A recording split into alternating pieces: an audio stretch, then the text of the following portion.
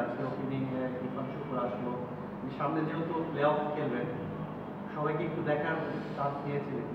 না, দেখার জন্য না অ্যাকচুয়ালি।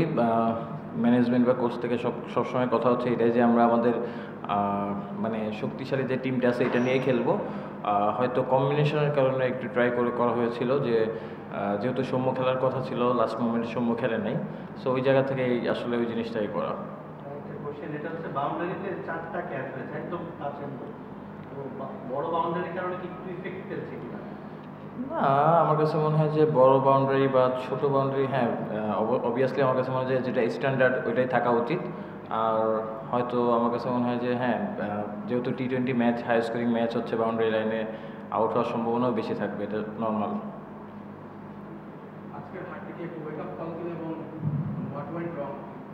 না, ডেফিনেটলি দেখেন, থ্রু আউট দ্য টুর্নামেন্ট আমরা ভালো খেলেছি, বাট অবশ্যই এটা একটা অ্যালার্মিং আমাদের জন্য। আমার কাছে মনে হয় যে সবাই সবার জায়গা থেকে অবভিয়াসলি চিন্তা করতে পারবে, এবং আমার কাছে মনে হয় যে ক্রিকেট জিনিসটা এরকম যে ভালো ক্রিকেট খেলেই জিততে হবে। নর্মালি আপনি আসলেন জিতবেন এটা আশা করা ঠিক না। যেদিন ভালো ক্রিকেট খেলবেন ওই দিনই পার্টিকুলার ওই দিনটাই জিতবেন। তো অবভিয়াসলি আমাদের সবার এই জিনিসটা চিন্তা করবে এখন, বা আমরা কোন জায়গায় মিস্টেকগুলো করছি, এখান থেকে আরও কীভাবে স্ট্রং হয়ে আসা যায়। আমার কাছে মনে হয় যে ডেফিনেটলি এটা নিয়ে সবাই কাজ করবে। না, আমার কাছে মনে হয় যে পাওয়ার প্লেটা আমরা খুব ভালো শুরু করি নাই বোলিংয়ে, একটু উইকেট ছিল, তারপরে হয়তো আমরা একটু টু মেনি রান দিয়ে দিয়েছি। হয়তো 15 ওভার পরে আমরা ভালো কামব্যাক করেছি, বাট রানটা কিছুটা হয়ে গেছে। এবং অ্যাট দ্য সেম জিনিস যে ব্যাটিংয়েও আমরা পাওয়ার প্লেটা আমাদের দিকে যায় নাই। তো ফার্স্ট 6 ওভার টি-20তে বোলিং বলেন বা ব্যাটিং বলেন খুব ইম্পর্টেন্ট, বাট দুইটাই আমাদের এগেনস্টে গিয়েছে।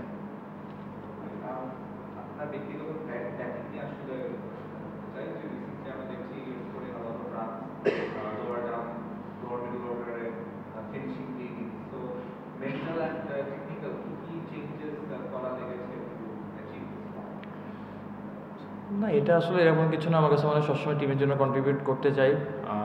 হয়তো আলহামদুলিল্লাহ ভালো যাচ্ছে এখন। অবভিয়াসলি চেষ্টা করবো যাতে এই জিনিসটা থ্রু আউট দ্য টুর্নামেন্ট করতে পারি। এবং সবথেকে বড় জিনিস আমার কাছে যেটা সবসময় বলি, রান করার থেকে টিমের জন্য প্রয়োজনে কোন রানটা ইফেক্ট পড়তেছে, উইনিং কন্ট্রিবিউট করতে পারতেছে, ওইটা ইম্পর্টেন্ট।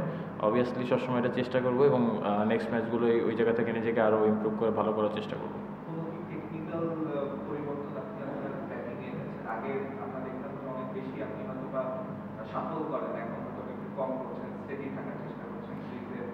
না, সাফল বা স্টেডি এটা আমার গেম চেঞ্জ যেটা হয়তো যেটা বললাম যে উইকনেস কিছু থাকলে অবশ্যই কাজ করা হয়, বাট আমার কাছে মনে হয় না যে এরকম সাফল বা কোনো কিছু। যখন লোয়ার অর্ডারে ব্যাটিং করি বা এতে করি, জিনিসগুলো আসলে আপনার ফিল্ডিং অনুযায়ী অনেক সময় সাফল করা লাগে, এটা পার্ট অফ গেম। এবং মানে আমার পার্ট অফ গেম, মানে আমি যে গেম সেন্সে ব্যাটিং করি এটা। বাট অবভিয়াসলি যেটা বললাম যে সবসময় নিজেকে ইমপ্রুভ করার চেষ্টা করি, হয়তো পার্টিকুলার জায়গা থেকে কিছু জায়গা থেকে আরও ইমপ্রুভ করতে চাই নিজের। ঢাকার বাইরে যে বিপিএল হলো, সিলেট এবং চিটাগাংয়ে দর্শক কিন্তু অনেক ছিল, রংপুর, বরিশালের অনেক সাপোর্টার ছিল, বিভিন্ন জায়গা থেকে এসেছে। সাপোর্টারদের নিয়ে কি বলবেন, স্পেশালি যখন গ্যালারি ভরা লাগে, দেখেন খেলতে নিশ্চয় উৎসাহ থাকে? না, অবভিয়াসলি দেখেন, আমার কাছে মনে হয় যে রংপুর বা বরিশালের যে ফ্যান বেস, সিলেটের আপনার অনেক অনেক ক্রাউড, চিটাগাংয়ে অনেক ক্রাউড। তো আমার কাছে মনে হয় যে ভালো ফ্র্যাঞ্চাইজি আসলে অবশ্যই প্রফেশনালভাবে যদি ফ্র্যাঞ্চাইজি চালানো হয়, তাহলে দর্শক অনেক বেশি মাঠে আসবে। এটা মেন পয়েন্ট, আমাদের এটা বুঝতে হবে যে বিপিএলটা একটা প্রফেশনালিজম আছে এখানে। আমার কাছে মনে হয় যে কিছু জিনিসগুলো রয়েছে যেগুলো আরও বেশি ইমপ্রুভ করা যায় টিমগুলোর জন্য। আমার কাছে মনে হয় রংপুর, বরিশাল, ইভেন চিটাগাংয়েও আমার কাছে মনে হচ্ছে। তো এই জিনিসগুলো প্রফেশনাল ওয়েতে ডিল করলে অনেক বেশি ক্রাউডারও আসবে। তো আমার কাছে মনে হয় যে এই জিনিসটা হচ্ছে ওইভাবে ডিল করা উচিত।